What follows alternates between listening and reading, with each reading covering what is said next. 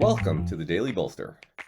Each day we welcome transformational executives to share their real-world experiences and practical advice about scaling yourself, your team, and your business. Welcome to the Daily Bolster. I'm Matt Blumberg, co-founder and CEO of Bolster, and I'm here today with my friend Jonathan Shapiro. Jonathan is a CEO coach. He is a former three-time CEO who also has, in addition to his MBA, a master's degree in applied positive psychology. Jonathan, welcome to the Daily Bolster. Great to be here, Matt.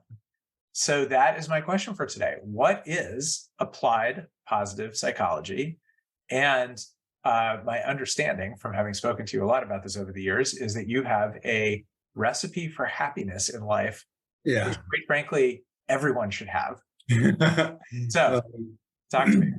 All right. So applied positive psychology. Let's deal with the positive psychology part first. That is the empirical study of what leads to a life of well-being.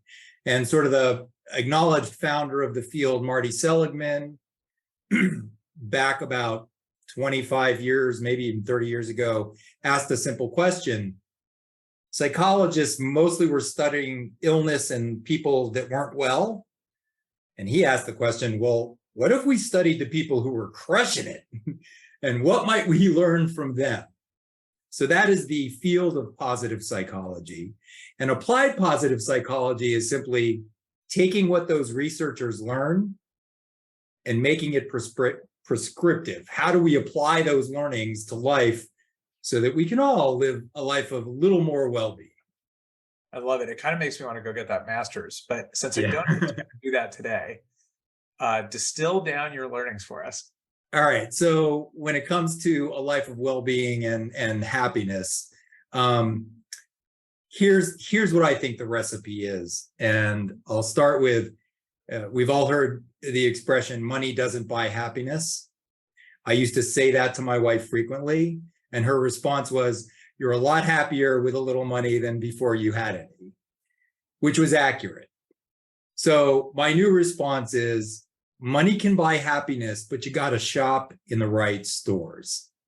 And here are the three stores you need to invest in, or you need to shop in.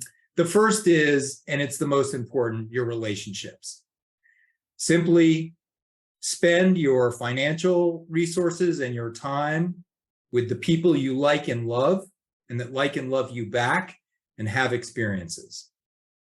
That is the number one ingredient to a life of well-being. If you've done your shopping at the relationship store and you've got that covered, the next is security. And there's roughly three flavors of security. You can think of it as the three spices in this recipe. There's financial security. And that simply is, you're going to have a long life. You should plan for it and act accordingly. So rather than maybe Starbucks every day, maybe you make the coffee at home and put a little every week into your savings, but just plan for it financially. The next is physical security.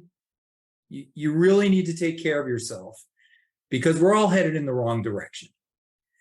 And so the more you do now to take care of your physical plant, the better off you're going to be in the future. And then the last is spiritual security. So this is, we all have a value system. I don't know what the right one is for you, but I do know that you should live in accordance with your values. Because when you don't, you get up in the morning and you look yourself in the mirror, you know what you've done and whether you're proud of it or not. So live in accordance with your stated values. That gives you emotional and spiritual security. All right, so we've shopped in the relationship store, we've shopped in the security store, which is a department store, and we've hit all three departments. Correct. What's our third store? All right, if you've got those two taken care of, you're well on your way to living a life of well-being. The last piece is purpose. And if you can add purpose to your life, with the first two, you're on the path to real joy. And here's what that is. Purpose is the intersection of passion, something you love to do, and service, something you're doing in service of something bigger than yourself. So my favorite example is my Uncle Buddy.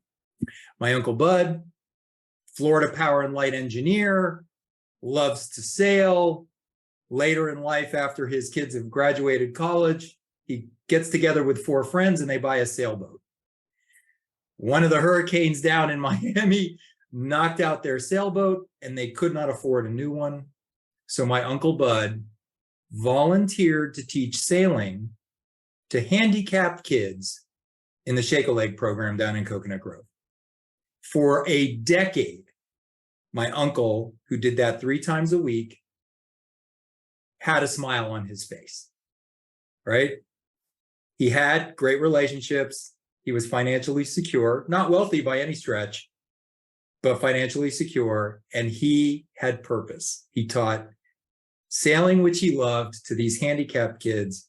And man, that was just magical. So if you can get your relationships lined up, you take care of your security, and you can add purpose to your life, something you're passionate about in service of something bigger than yourself, that's going to lead to a real life of well-being and happiness. You know, there's an expression lots of people throw around, which is words to live by. Literally, Jonathan, words to live by. Thank you so much for being here. Pleasure.